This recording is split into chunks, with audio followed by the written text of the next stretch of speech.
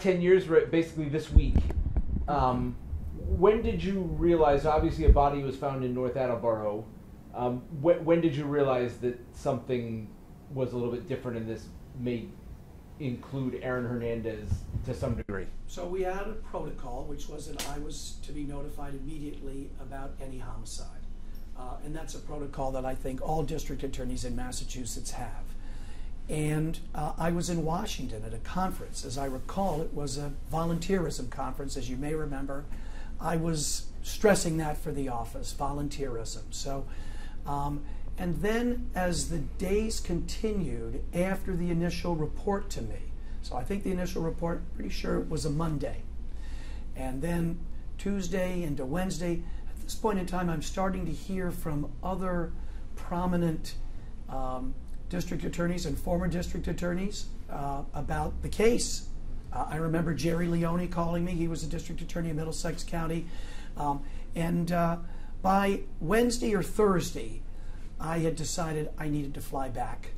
And so for the next week, I was hands-on leading the investigation. Now I had two, and I think the word brilliant is probably overused, but Bill McCauley and Pat Bomberg are both brilliant investigators and prosecutors, and they were doing the investigation. And so we were talking constantly, I mean several times a day. And Hernandez went from, very quickly, witness to target, suspect. But it was pretty clear early on that he was connected, right? Because early of the on cars. It was clear he was connected. We did many things extremely well. One was, we had learned by this point in time, and I will pat myself on the back along with the people that were running the investigations with me, but we'd taken our solve rate, which is when you bring a charge on homicides, from 53%, which it was under the previous district attorney, to around 90%. And we'd done that within a very short period of time. So we had a series of protocols in place, one of which was to do a full court press with law enforcement right away. I had to work hard to get the resources to do that. I did that up at the State House. So we were able to sort of flood the scene and various parts of the scene with police officers, state police and local police, and we were able to preserve all the video. And if you remember, that was one of the keys to the verdict of guilty. So, and that was taking place minute by minute as the case was unfolding. And I was also learning about these other incidents that he had probably been involved in. The evidence against him was greater or lesser depending upon the incidents, but he was around the shooting of 3 individuals at the University of Florida when he was there, his freshman year, sophomore year. He was a prime suspect in the double homicide in Boston. We were almost positive that he'd shot Alexander Bradley in the face. So those were, and it seemed to me, as I was learning more and more about him, that he was becoming more and more homicidal, psychotic, sociopathic, whatever words you want to use. Once I thought there was enough evidence to charge him, I made the decision to charge him, but it was not without controversy. Yeah, we'll just back up. Do you recall, was it the rental cars that kind of made the first link, or was it, I know his house was about a mile away, but I'm sure a lot of people live within a mile. I guess, do you remember what kind of, like, all of a sudden someone's like, hey, Aaron Hernandez has something to do with it? Well, the keys were in Lloyd's pocket, right? So, and the keys led us to the rental car, and then there was a bullet in the rental car. But it was the video that we were able to seize from, I mean, we were almost able to follow his path from North Attleboro up to Odin Lloyd's and then back. The video only stopped when he went down the dirt road where the homicide took place. So what I'm really gratified about looking back is that it was my decision to charge. I mean, I haven't followed the post-Hernandez publicity that closely because I had to rebuild my law practice. But I can tell you right now, the decision to charge somebody with a homicide was in Bristol County, made by the district attorney. Nobody else. My decision. And I would imagine that D.A. Quinn has the same approach. And I think most of the district attorneys in Massachusetts have that approach. So that was my call. That wasn't the police call. That wasn't the Bill McCauley's call. That was my call. And there were people that didn't want him charged at that time. So my recollection is the decision was made on a Wednesday night, and he was arrested on a Thursday, and he was arraigned Thursday at 2 o'clock. So I remember being in a spirited argument both Wednesday night and Thursday morning, because there were people who wanted to keep building the case. It is true that once you charge somebody, witnesses get very nervous and clam up, and then you've got to bring them into the grand jury, and that's a problem and a process. So, but I felt Hernandez was out of control, and I thought we had enough.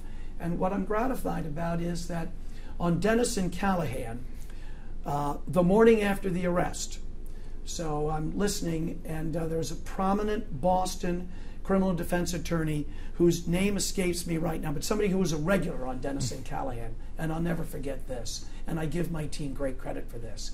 He said, after listening to the argument that was made at the arraignment at Attleboro District Court, 2 o'clock on that Thursday afternoon, he said, and I'm getting some goosebumps as I'm telling you, he said, the case that the Bristol County District Attorney has put together in this short period of time against Aaron Hernandez is breathtaking.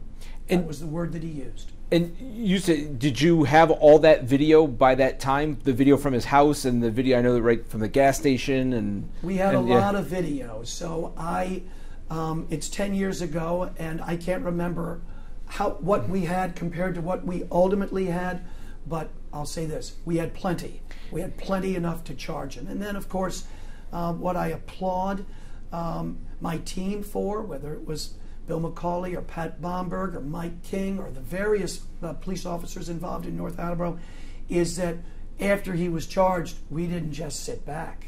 We kept building the case and building the case. And if you have time, I'll tell you a little tidbit. When the jury was deliberating, it was I was mayor of Fall River.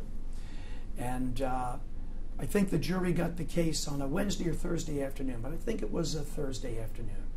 So then no verdict on Thursday, of course, no verdict Friday, no verdict Monday, no verdict Tuesday. On Wednesday, I could have this a little bit right, but I pretty much have it right. I leave City Hall and I go to the sandwich shop on North Main Street to get a sandwich. And who's there but his defense team, okay, all three. And they're in a good mood. They're like jovial. Hey, Sam, how you doing, Mayor, whatever. And I get back to, and I started to get worried because I knew who would get the blame if it was a not guilty. And it wasn't going to be Tom Quinn or Bill McCauley or Pat Bomberg. So I go back to the office and I call up Bill McCauley. And I say, should I be nervous? And he said, absolutely not. And then he explained to me exactly why they had taken this long. He talked about when they got the case, how long it would take to go through the exhibits. And he actually said, if my memory serves me correctly, he said, I think tomorrow. And sure enough. So, because of the high-profile nature of the case, it got out there that he became a suspect because of the keys, and news helicopters were following his movements in this kind of 10-day period. That's right.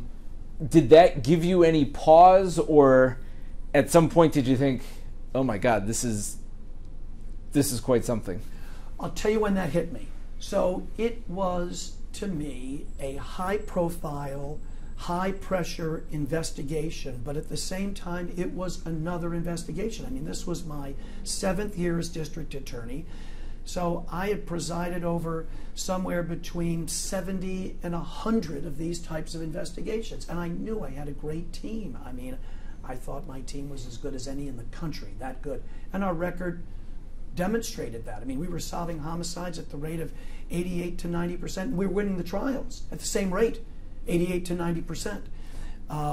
So when it hit me was this, kind of an interesting little story. So we make the decision to charge. I go up to North Attleboro. I arrive there about 9 o'clock in the morning. The whole morning between 9 and 1, we're just dealing with the particulars of the arrest, the process, and getting ready for the arraignment at 2 o'clock at Attleboro District Court. So probably about 5 minutes of one. My press secretary was away that week. Somebody I'm sure you know well, Greg Milioti. So a guy named Don Berraby was filling in. He's a great guy and actually was very good at the job. So I say to him, his nickname was Diesel. So I say, well, Diesel, I say it's time to head over to Attleboro District Court. I think I'm going to walk out of the building, and there are going to be like 4 or 5 reporters there. And I walked out of the building, and I think it was about 70. And that's when it hit me. It was like, whoa. This is. Did you not pay attention much the week before? This is the big time. We were more focused on the investigation. So of course, Greg's fielding all the calls, but I'm not, and I'm aware that it was the second or third story on the national news, but I'm focused on the investigation. I mean, that's the way I tend to do things. It's like tunnel focus. But when I walked out of that police station and I saw all those reporters, that was one of those moments where you say, okay, keep your cool. And then we went over to the arraignment. Bill did a brilliant job at the arraignment. And then when I walked out of the Attleboro courthouse, I had to speak, and I did, to more reporters than I had ever seen by far at any event of mine. And you said, right, the decision was made to arrest him the night before. Wednesday night. Yeah, yes. The night before. Did you sleep that night, or did you think that... Pretty soundly, because I'd been deeply involved in the investigation, and I knew we had a lot of evidence, and I had tremendous confidence in our team for the reasons that you're saying. Now, I mean, they did feel that there was more that could be done, but I thought we could do it after he's in custody. You mentioned all the video, right? And I remember in covering the trial thinking that this was, people had cell phones for a while, but we have now entered some new age where basically it's like we pinged his phone, like there was the cell phone records, right. There was the video. Right. It was literally the first time I could remember that it was, as you said, you basically knew exactly where he was the whole time. And then I would just talk about that in that, was that a new thing to you, or maybe we just hadn't seen it that much at that time? This is something that had been developing over the 7 years that I was district attorney. So technology was rapidly developing, and I had a team that was very, very current with every development. So whether it was the video, whether it was the cell phones, whether it was the approach to getting witnesses to talk, these were techniques. I mean, I thought you might ask a question like that, and I thought that I would say to you that as far as the publicity on the case was concerned, it was the culmination of everything that we had been doing for 7 years. I mean, the first year alone, we solved every homicide. That hadn't been done in Bristol County in decades. Every homicide we solved. And our homicide rate, the first one we didn't solve, and it was the murder of Buddha Payne, was February of 2008. So, and we kept the pace up. And once again, this is about the 5th time I've said it, I had a great team. They had used all of these techniques before that we're talking about, whether it was full court press as far as law enforcement initially, seizing the video, using the cell phones, getting witnesses to talk, all of those techniques we'd been using. I thought, maybe I'm wrong, the most important evidence was the video from his house. Yeah. And I don't know if you didn't have that, if it would have made a difference, but not everybody at that time had video cameras all over their house. How important do you think that was, where you see him walking around with the gun? And if the question is, could we have won the case without that, I think the answer is yes. But would it have been much harder? The answer is yes. So you never really know until you until the jurors talk afterwards. Yeah. You never really know what they found to be the most persuasive evidence. But if you've tried enough cases, you can get a pretty good idea. And I think we would have won the case without that video, but that video was crucial. Did you get any sense from any of the investigators what their interactions were like with Aaron Hernandez in the days leading? Without a doubt, without a doubt. And I think that his arrogance never really faded away. You know, when I started going back into the courthouse to practice law in 2000 and late 2016 and into 2017, I started getting more and more friendly with the court officers. So one in particular who had a lot of interaction with Hernandez told me, and I could have this a little bit wrong, but I've got it mostly right, that the morning of the verdict, that Hernandez actually said something like, I'm going home today, or something like that. Now, I don't know what this bail was in Suffolk, but he was cocky, and he actually thought he was going to play football again. And who knows why he ultimately took his own life, but maybe it was because he realized that he was going to be incarcerated for even though he'd won the case, in Boston. He must have looked at the situation and thought, my chances of ever getting out are almost zero. Who knows? Did that give you any pause or make you think back to your case when he was acquitted of the double murder in Boston, that, you know, everybody's like, oh, he committed all these shootings, but the only one he was locked up for was yours? Sure. Of course I mean, I'm very proud to be able to say to people sometimes when the conversation comes up, if I'm just in a casual conversation, I will remind people, he probably shot 3 people in Florida and he got away with it. And he almost definitely shot Alexander Bradley in the face and he got away with it. And I believe he committed that double homicide in Boston and he got away with it. But when he came into Bristol County, it ended. Do you agree? Well, yeah, he got caught. Yeah, the video. Strong case. Yeah, I don't remember in Boston. Did they have video? Did they have video of a car? They had video. Yeah. But the argument was it was inconclusive. Right. And I can't say that I followed that case that closely, but I mean, I know he was acquitted. Yeah. Did he say anything when you said he was arrogant? Do you know, did the detectives or anybody have any interactions with him when they were going in and out of his house? I can't remember specifically, but I will ask you to draw on your memory about this. Do you remember the way he walked towards the cruiser after he'd been arrested? I can see him now, the swagger, and then he actually spit. You know, he just didn't get it. You know, he had been protected by his amazing athleticism his entire life. I actually remember reading, and I can't remember who said it. Well, let's face it, Rob Gronkowski is one of the greatest tight ends of all time, maybe the greatest. And I remember and this was some like expert coach, saying, actually, Hernandez at his best could have been better than Gronkowski because he was faster. So he had the size, shifty. He had the speed, he was quick in and out of his releases. He still dropped that pass in the Super Bowl that Brady threw to him when they were trying to march down the field for the winning touchdown against the Giants.